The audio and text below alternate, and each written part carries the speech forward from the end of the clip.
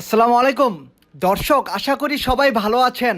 আজকে আরও একটি গুরুত্বপূর্ণ প্রতিবেদন নিয়ে আপনাদের সামনে হাজির হলাম।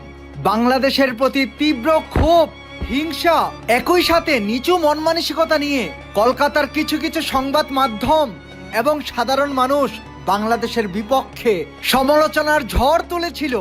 সম্প্রতি সময়ে আমরা দেখেছি কলকাতার বড় বড় রাজনৈতিক দলের নেতারাও বাংলাদেশের বিপক্ষে বিভিন্ন ধরনের অযৌক্তিক প্রপাগান্ডা চালিয়েছে।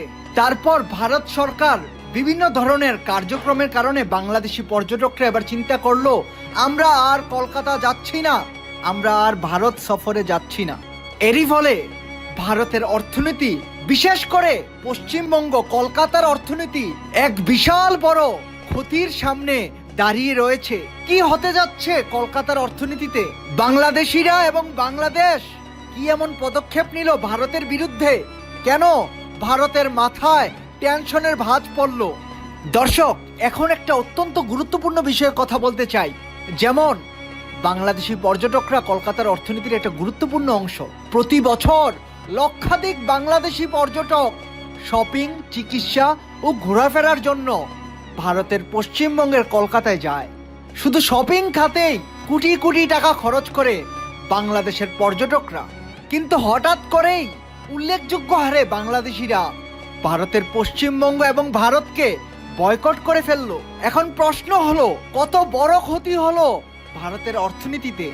দর্শক, জেনে রাখা ভালো, প্রতি বছর 20 থেকে 30 লাখ বাংলাদেশি পর্যটক কলকাতা ভ্রমণে যায়। শুধুমাত্র বাংলাদেশিরা যে পর্যটক হিসাবে যায়, এই খাত থেকেই 500 কোটি টাকার বেশি আয় করে ভারতের পশ্চিমবঙ্গ। তাছাড়া অন্যান্য রাজ্য এবং চিকিৎসা খাত, অন্যান্য খাতগুলোকে মিলিয়ে বাংলাদেশ থেকে হাজার হাজার কোটি টাকা আয় করে ভারতের অর্থনীতি। আপনি জানেন কি কেন উল্লেখযোগ্য হারে কমে গেল বাংলাদেশি পর্যটকের সংখ্যা ভারতের মাটিতে? বাংলাদেশি পর্যটকরা এখন আর কলকাতায় যেতে চাচ্ছেন না, ভারতকে বয়কট করলেন। এর কয়েকটি মূল কারণ হলো ভিসা পাওয়ার সমস্যা। অনেক বাংলাদেশিরা অভিযোগ এনেছেন ভারত তাদের ভিসা প্রক্রিয়া অত্যন্ত জটিল করে ফেলেছে। আরেকটা অন্যতম বিশেষ কারণ হলো বাংলাদেশের সামাজিক মাধ্যম ও বাংলাদেশের মানুষ ভারতকে বয়কট করার এক কঠিন ডাক দিয়েছে। এরই সাথে সাথে বাংলাদেশিরা কিছু নতুন গন্তব্যের সন্ধান পেয়েছে। যেমন বাংলাদেশের সাধারণ মানুষ এখন ভ্রমণ এবং চিকিৎসা খাতে যেসব দেশে বিপুল পরিমাণে যাচ্ছে, তাদের মধ্যে অন্যতম হলো থাইল্যান্ড, মালয়েশিয়া, পাকিস্তান এবং মধ্যপ্রাচ্যের কয়েকটি বিশেষ দেশ। দর্শক, আপনি জানেন কি বাংলাদেশি পর্যটকের অভাবে ভারতের অর্থনীতিতে কত বড় প্রভাব ফেলেছে? এর সব থেকে বেশি প্রভাব পড়েছে ভারতের শপিং ইন্ডাস্ট্রিতে। যেখানে আগে ভিড় লেগেই থাকতো ভারতের বিভিন্ন জাঁকজমকপূর্ণ রেস্টুরেন্ট, ভারতের হোটেল, মোটেল ও শপিং মলগুলোতে ভিড় লেগেই থাকতো, তা এখন আর দেখা যাচ্ছে না। ভারতের হোটেল ও রেস্টুরেন্টে বুকিং প্রায় 50% থেকে কমে এসেছে। ভারতের শপিং খাত লস করেছে 40%, হোটেল খাত লস করেছে 50%। চিকিৎসা আর পর্যটকের কথা বাদই দিলাম, বাংলাদেশের সাধারণ মানুষ কলকাতা এখন আর যেতে চাচ্ছে না। সর্বশেষ তথ্য অনুযায়ী বাংলাদেশের প্রধান গন্তব্য এখন থাইল্যান্ড। 10 লক্ষ বাংলাদেশি এখন থাইল্যান্ডে ভ্রমণের উদ্দেশ্যে যাচ্ছেন, কারণ থাইল্যান্ড বাংলাদেশ থেকে খুবই নিকটে, আর থাইল্যান্ড অত্যন্ত উন্নত এবং খুবই সাশ্রয়ী একটি গন্তব্য। এই জন্য বাংলাদেশের মানুষ ভারতকে বাদ দিয়ে অন্যান্য গন্তব্যের সন্ধানে ভ্রমণ করতে চাইছেন।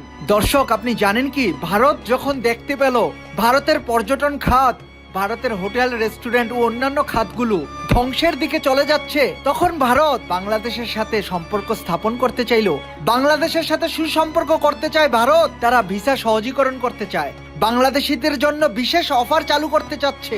আর তারা এখন নতুন করে একটি পরিকল্পনা নিয়েছে, তাদের পর্যটন ব্যবস্থাকে প্রচারণা করতে চাইছে আরো ব্যাপক হারে।